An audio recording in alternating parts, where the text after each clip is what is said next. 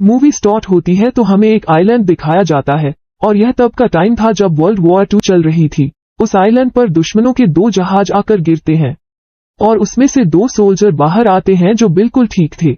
यहाँ वो एक दूसरे से लड़ने लगते हैं और इसी दौरान दोनों जंगल की तरफ चले जाते हैं। अब उनमें से एक दूसरे को मारने ही वाला होता है कि हमें एक बहुत बड़ी और अजीबोगरीब क्रिएचर दिखाया जाता है और उसका नाम कोंग था। इसे देखकर ये दोनों बहुत डर जाते हैं और सीन यहाँ पर चेंज होता है। अब हमें काफी साल बाद का टाइम दिखाया जाता है। यहाँ पर हमें जॉर्जलिस्ट की एक टीम दिखाई जाती है जिसमें एक आदमी बिल था और उसका एक साथी। बिल ने काफी रिसर्च के बाद एक आइलैंड ढूंढा था और उसे वहां पर जाने के लिए कुछ पैसे चाहिए थे और इसके लिए वो सेनेटर के ऑफिस में गए थे। ये उसी आइलैंड के बारे में बात करता है जो मूवी के स्टार्ट में हमें दिखाया गया है। उसका कहना था कि आइलैंड बहुत पुराना है और इस पर तरह तरह की बहुत पुरानी और बहुत बड़ी क्रिएटर रहती हैं, लेकिन दुनिया अभी तक उनके बारे में कुछ भी नहीं जानती, तो क्यों ना हम उनको ढूंढ लें। सेनेटर को ये प्लान बिल्कुल अच्छा नहीं लगता और पैसे देने से इनकार कर देते हैं, लेकिन बिल उन्हें फोर्स करता है कि पूरी दुनिया और रसिया भी इस आइलैंड के बारे में रिसर्च करना चाहता है, तो उससे पहले हमें वहां जाना चाहिए। और यह सुनते ही सेनेटर उसे वहां जाने की इजाजत दे देते हैं और पैसे भी। अब जाहिर है कि वो अकेला तो वहां पर जा नहीं सकता था, तो वो अपनी टीम बनाता है जिसका वो खुद इंचार्ज होता है और साथ में बहुत सारे सोल्जर्स को रखता है, जिसमें एक मेजर भी था। उसने एक गाइड भी रखा था जिसका नाम जेम्स था और साथ ही उन सब सीन को कैप्चर करने के लिए एक फोटोग्राफर लड़की मेसन भी थी।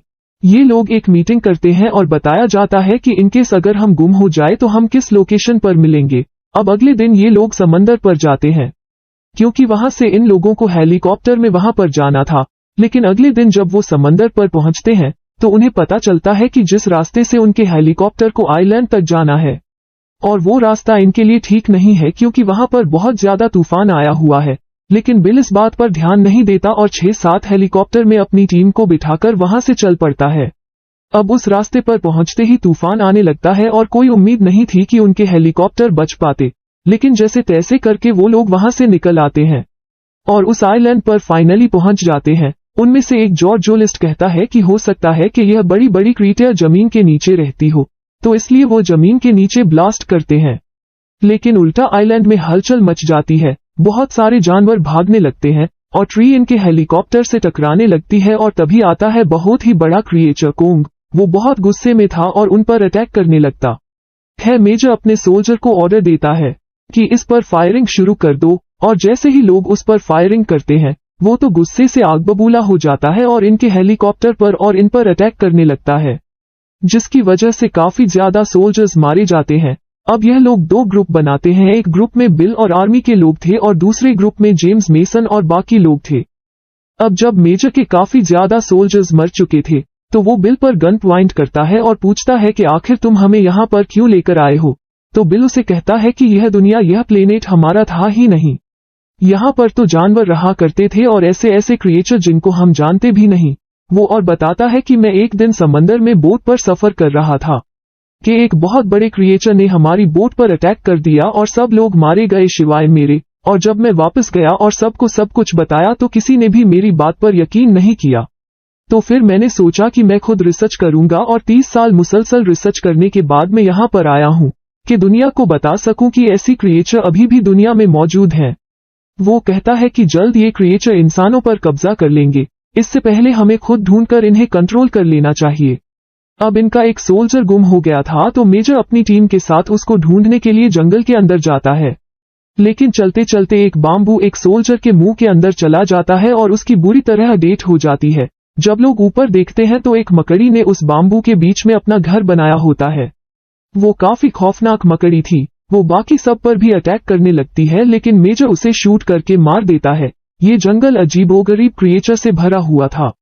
हमें दूसरी तरफ वो सोल्जर दिखाया जाता है जो कि गुम हुआ था। वो एक नदी के किनारे खड़ा होता है तो उसे कोंग दिखाई देता है। वहां पर वो देखता है कि पानी में कोंग पर एक बड़े से ऑक्टोपस ने अटैक कर दिया है, लेकिन कोंग ने उल्टा उसको मारकर खुद को आजाद कर लिया है और अब उसे खाने लगा है। वो सोल्जर वहां पर ही होता है और यह सब देखकर काफी डर जाता है। और दूसरी तरफ हमें जेम्स की टीम दिखाई जाती है जो कि एक जगह पर जा रही होती है, तो उन्हें सामने एक बहुत बड़ा क्रिएचर नजर आता है जो कि एक बहुत बड़ा बफेलो था। यह लोग उसे शूट करने से पहले वेट करते हैं कि क्या ये उन्हें कुछ कहता है, लेकिन वो बेचारा बड़ी मासूमियत से वहां से उठकर चला जाता है। अब यह लोग कुछ आगे जाते हैं तो इन्हें कुछ जंगली लोग दिखाई देते हैं। उनमें से एक आदमी था जो कि इंग्लिश बोल सकता था। इनफैक्ट ये उन्हीं 2 सोल्जर्स में से एक सोल्जर था जो हमें मूवी के शुरू में बहुत साल पहले दिखाया गया था। वो इन लोगों को उस कबीले के अंदर ले जाता है और बताता है कि कई साल पहले हम 2 सोल्जर्स यहाँ पर फंस गए थे और तभी से यहाँ पर रह रहे थे, लेकिन कुछ ही साल पहले दूसरे साथी को एक क्रिएचर ने मार डाला था। यह अजीबोगरीब क्रिएचर जमीन के नीचे रहता है और कांग का जानी दुश्मन है। वो उन्हें बताता है कि वो कब से जमीन के नीचे ही रह रहे थे, लेकिन उस बम की वजह से जो तुम लोगों ने जमीन के नीचे ब्लास्ट किया, इससे ये ऊपर आ गए हैं। यह बताता है कि कॉन्ग हमारी हिफाजत करता है और अगर अब उसने कॉन्ग को कुछ कर दिया तो हमें कौन बचाएगा। जेम्स की टीम के पास बहुत कम टाइम था उस जगह पर पहुंचने के लिए, तो वो बूढ़ा सोल्जर जो इनको मिला था इनसे कहता है कि पैदल जाने से कुछ नहीं होगा, मैं तुम्हें एक बोट देता हूं, और यह सब उसको रिपेयर करने लगते हैं। इसी दौरान मेसन देखती है कि बफेलो के ऊपर बहुत भारी हेलीकॉप्टर गिरा हुआ है। उसकी हेल्प करने के लिए वो उसे उठाने की कोशिश करती है लेकिन नहीं उठा पाती। तभी आता है कॉन्ग और वो बड़ी आसानी से उस हेलीकॉप्टर को उठाकर बफेलो की जान बचा लेता है। मेसन यहाँ पर कॉन्ग को देखकर डर जाती है, लेकिन फिर वो सोचती है कि जो जानवरों के लिए इतना रहम दिल हो सकता है वो कैसे किसी पर जुल्म कर सकता है। अब दूसरी तरफ हमें वो सोल्जर दिखाई देता है जो कि गुम हो गया था और वो एक जगह पर बैठा होता है, लेकिन बाद में वो रियलाइज करता है कि यह कोई दरख्त नहीं बल्कि कोई क्रिएचर है। जैसे ही वो क्रिएचर खड़ा होता है तो वो उसे शूट करने लगता है, लेकिन हमें दिखाया जाता है कि वो क्रिएचर किसी से डर कर भागने लगता है और वो जिससे भाग रहा था वो कोई और नहीं बल्कि स्कल क्रोलर था। स्कल क्रोलर आगे बढ़ता है और उस सोल्जर को मार देता है। अब हमें दिखाया जाता है कि आर्मी भी आगे जाने के लिए तैयार थी और जेम्स का टीम का भी बोट रेडी हो गया था। अब वो कबीले वालों को बाय बोलकर निकल पड़ते हैं और सब काफी खुश थे कि अब वो आइलैंड से जा रहे हैं। इसी दौरान बहुत अजीबोगरीब बर्ड्स आते हैं और उनमें से एक आदमी को उठाकर अपने साथ ले जाते हैं। जेम्स उन पर सूट कर रहा होता है, लेकिन देखते ही देखते वो बर्ड्स उस आदमी के टुकड़े कर देते हैं और यह लोग कुछ नहीं कर पाते। फिर बोट के अंदर वापस चले जाते हैं। फिर हम देखते हैं कि मेजर की टीम और जेम्स की टीम एक जगह पर मिल जाते हैं। अब यहाँ पर मेजर को अपने गुमे हुए सोल्जर की फिक्र हो रही थी क्योंकि वो इसका खास आदमी था। वो कहता है कि हमें उसे ढूंढने के लिए वेस्ट में जाना पड़ेगा, लेकिन तभी वो बूढ़ा सोल्जर इनको बताता है कि नहीं, वहां जाना बिल्कुल भी सेफ नहीं है और वो हमें मार देगा। लेकिन मेजर किसी की एक नहीं सुनता और जेम्स से कहता है कि मेरे साथ चलो। अब ये सब मिलकर एक जगह पर जाते हैं जहां पर बहुत सारे स्केलेटन और हड्डियां डिग्रेड होकर फॉसिल फ्यूल बन चुके थे। उनमें से एक आदमी सिगरेट पी के नीचे फेंक देता है, जिसकी वजह से वहां आग लग जाती है और बहुत बड़ा धमाका होता है। इस वजह से आसपास के स्कल क्रोलर उठ खड़े होते हैं। अब यहाँ पर ये क्रिएचर इन पर अटैक कर रहे थे और यह लोग उन पर फायरिंग कर रहे थे कि तभी एक क्रिएचर के मुंह से एक स्कल निकलता है जिसमें उसी सोल्जर का लॉकेट था। तो जेम्स समझ जाता है कि अब वो इस दुनिया में नहीं है, लेकिन ये यहाँ से अब भाग भी नहीं सकते थे क्योंकि चारों तरफ ये स्कल क्रिएचर थे। अब वहां पर ग्रीन कलर की गैस भी फैल चुकी थी और इनके लिए उनको मारना बहुत मुश्किल हो रहा था, लेकिन जैसे तैसे करके अपनी फायर गन से उनको मार देते हैं। अब जेम्स मेजर को बताता है कि आपका वो सोल्जर जिंदा नहीं रहा और साथ ही उसे लॉकेट दिखाता है, लेकिन यहाँ पर मेजर तो जैसे गुस्से से पागल हो जाता है और कहता है कि अब मैं कॉन्ग को नहीं छोड़ूंगा। लेकिन सब उसे बताते हैं कि इसमें कॉन्ग का कोई कसूर नहीं है, बल्कि कॉन्ग तो हिफाजत कर रहा है और अगर हमने कॉन्ग को कुछ कर दिया तो स्कलक्रोलर हमें मार डालेंगे। लेकिन मेजर बहुत जिद्दी था और किसी की नहीं सुनता, तो जेम्स उसे कहता है कि आप उस तरफ चले जाए और मैं अपनी टीम को लेकर पोर्ट के पास जाकर आपका वेट करूंगा। ये लोग फिर से 2 टीम में डिवाइड हो जाते हैं। अब हमें दिखाया जाता है कि रात में जेम्स और मेसन एक पहाड़ की चोटी पर बैठे होते हैं। तभी देखते हैं कि कॉन्ग इनके सामने खड़ा हुआ है। मेसन डरते डरते अपना हाथ आगे बढ़ाती है और कॉन्ग को प्यार करने लगती है। वो आगे से इन्हें कुछ नहीं करता, तो मेसन को काफी अच्छा लगता है कि ये वाकई अच्छी क्रिएचर है। अब दूसरी तरफ हम देखते हैं कि मेजर और उसके सोल्जर्स ने नदी के किनारे बहुत सारे बम लगा दिए हैं। जैसे ही वो ब्लास्ट होते हैं तो कॉन्ग वहां पर आ जाता है और उन सोल्जर्स को मारने लगता है क्योंकि यह लोग प्लेनेट को खराब कर रहे थे।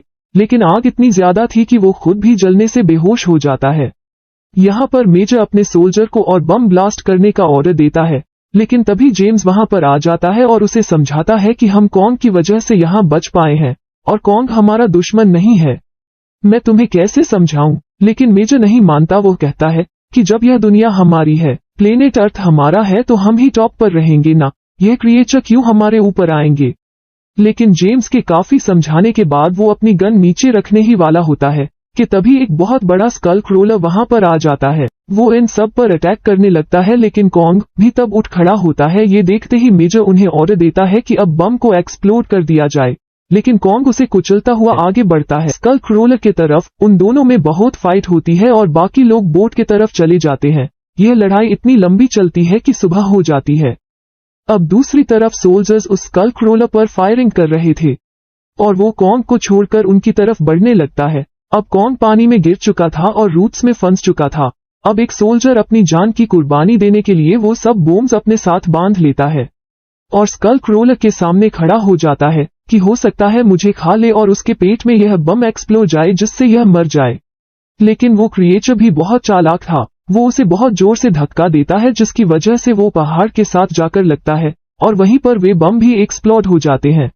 अब वो बाकी लोगों को मारने के लिए बढ़ता है, लेकिन तभी कॉन्ग भी उठ जाता है और उसे जोर से खींचता है। अब मेसन एक पहाड़ की चोटी पर चढ़कर फायर करती है कि वो हेलीकॉप्टर को इशारा दे सके कि हम यहाँ पर हैं, लेकिन वो नदी में ही गिर जाती है। और अब हमें कॉन्ग दिखाया जाता है जो कि पूरी पावर से और बहुत गुस्से में उस क्रिएचर से लड़ रहा था और फाइनली वो उसकी जुबान खींचकर उसे हमेशा के लिए मार देता है। और फिर वो मेसन को पानी से निकालता है और इंसानों के पास छोड़ आता है।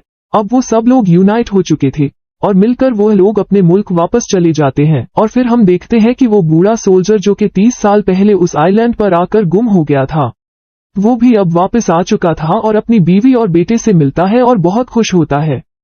इसी के साथ ये मूवी यहीं पर एंड हो जाती है।